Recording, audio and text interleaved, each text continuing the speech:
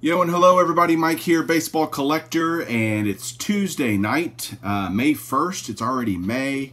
Where has this year gone? It is flying by, and I just wanted to tell everybody first, thank you for tuning in last Sunday night with Caesar Pepino Man on Beyond Cardboard. Had a great time with him. Got to do a lot of laughing, so if you haven't checked out that episode, just go look at my channel and go watch that. We had a really great time. Thank you, Caesar, for being on the show. I'm working on who my next guests are. I've got a couple Sundays I'm not going to be able to do the show, so I'm just trying to figure out what I want it to look like going forward. So I'm trying to decide. I haven't talked to these people, so do you want to see Tops 85 401, Nate, maybe AR Falk 77, Michael Wilkie, Wesker Griff. I was thinking about doing him. I think he'd be a great interview. I'd love to talk to him. So give me some suggestions. I've got Dave's Midlife Card Crisis, Ticket Leprechaun, all sorts of people that I could talk to, Snoop. So just let me know below, leave me a comment, and tell me who you'd like to see on the upcoming episodes of Beyond Cardboard, and I will try to make it happen for you. So what I'm going to do is I got some mail and an awesome care package from a fellow YouTuber that I'm going to show off. But first I thought I'd show everybody the Beast, which is right there. I'm going to open up the drawers and kind of show you the situation that I'm dealing with, and then I'll show you some cards. So hang on just a second.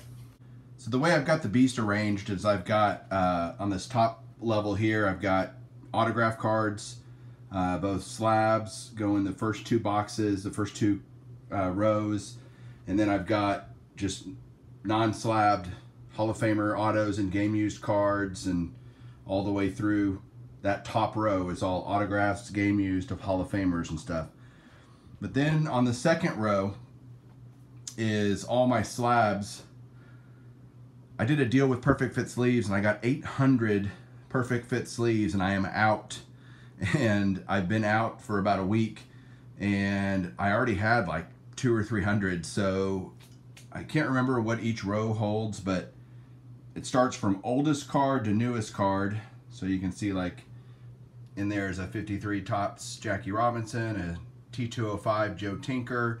So it goes sequential in numerical order by year. And I'm getting pretty full on this first row. There's no stoppers behind it. These are pulled out as far as I can pull them out. So as you can see, my graded card collection is growing, growing, growing. So I just wanted to give everybody a look and kind of see how it looks with everything in it. It looks fantastic. It's awesome to have a case like this where I can put everything in here. I just absolutely love it. So hold on and I'll show you some cards that I've been getting in the mail and a care package from a YouTuber. Hang on. So I've been getting a few slabs over the last couple of days, and just thought I'd show them off to you here. The first card is a 1990 Star Pudge Rodriguez, kind of pre-rookie, minor league rookie card, in a mint 9. I'm kind of working on a Pudge master set for PSA. I'm just kind of picking up stuff as I see it when it's really cheap, and saw this card, got it. Getting 10s to me is not nearly as important as getting nice cards. Next up is this 2002 Donruss season stat line.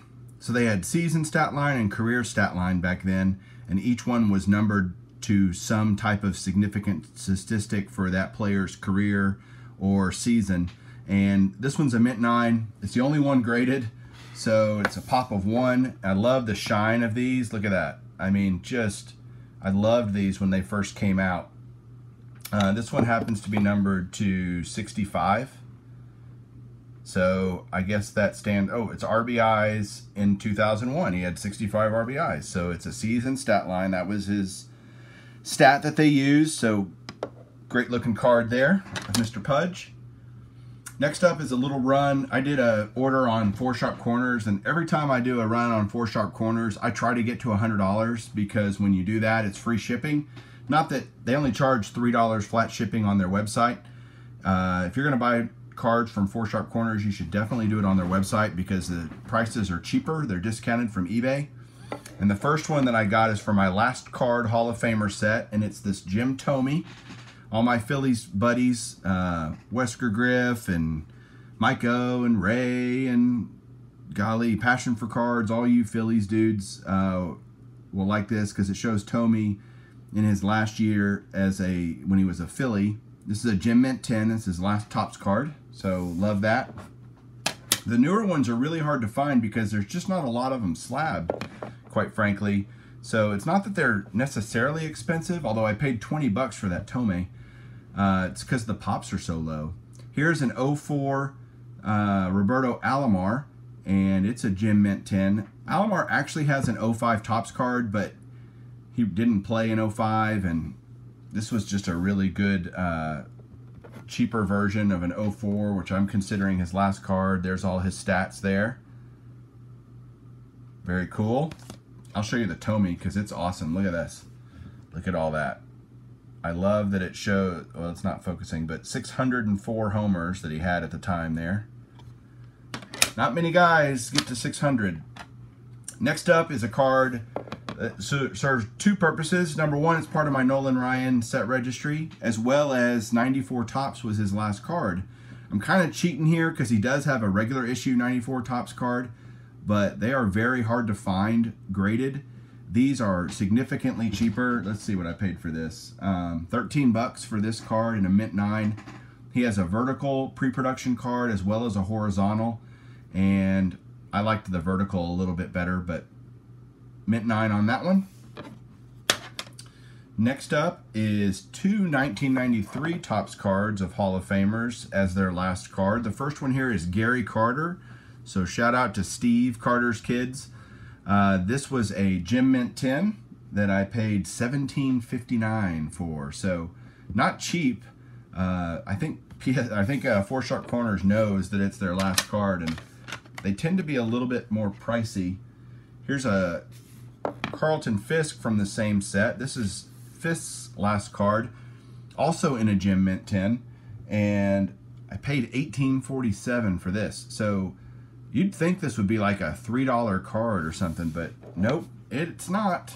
And I didn't show the back of the Carter, but there's the back of the Fisk. Great career, great Hall of Famer. Then I tried to get to my $100, so I'll randomly go look for other Hall of Famer cards that I just like and that aren't very expensive. This first one is a 1978 Topps Joe Morgan in a very solid near mint to mint 8, and I paid $7.91 for this one. I was just short, so I had to find two quick cards. And this one I love. I love the old Sporting News All-Stars and all the old Topps vintage All-Star cards. This is a Brooks Robinson from 1970, bursting out of the newsprint there in an excellent mint 6. The grade's not that great. The card presents well. It's pretty off-center top to bottom, but just liked it. And it was a whopping $8.79. So I just needed to fill up my $100 to get free shipping, and so those are the cards that I picked. And the last things I'm going to show you is I got a very cool care package today from a guy named Baldrhino is his YouTube name, and he sent me some stuff basically as a thank you for putting him on, give him a shout out on YouTube back when I kind of did my top 10 up and coming YouTube channels. So he sent me a neat little care package here. I'm going to show the cards off that he sent. The first one is a 1978 Topps Gaylord Perry. He obviously knows I'm a Rangers fan. He sent me a 1975 SSPC Fergie Jenkins. I've been getting a couple of SSPC cards graded lately. A 1974 Topps Fergie Jenkins. And a 1979 Topps Fergie Jenkins. Nice.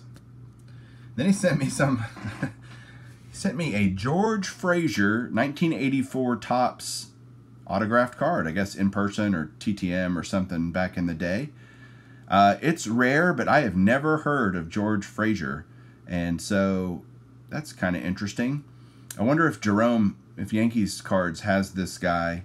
It probably doesn't have an autograph of him, but he needs to let me know. I may pay this forward, and it might fit better in his collection, but doesn't mean I don't appreciate it. It's just interesting. And then the last card he sent me, which was kind of cool, because I do not have a lot of graded cards of this guy, is a 1972 Topps Joe Torre in an excellent 5. He was nice enough to send it in a perfect fit sleeve, so I appreciate that. And you know, I just don't have a lot of cards from Torre. I have his rookie card, 62 Topps, but Torre was really a very, very solid player, and obviously a Hall of Fame manager. But I just appreciate any slabs. I'm always happy to add graded cards to my collection, and it'll go in the beast here shortly. But dude, I just really appreciate it. If you don't know Baldrhino or his channel, I'll put a link below, and you can go check him out. He does a lot of great content with a lot of cool vintage stuff and some PSA graded cards, etc. So I really appreciate the care package, and I hope you guys have a great rest of your week. Let me know who you want to see on the next few episodes of Beyond Cardboard, and I will talk to you soon. Keep collecting.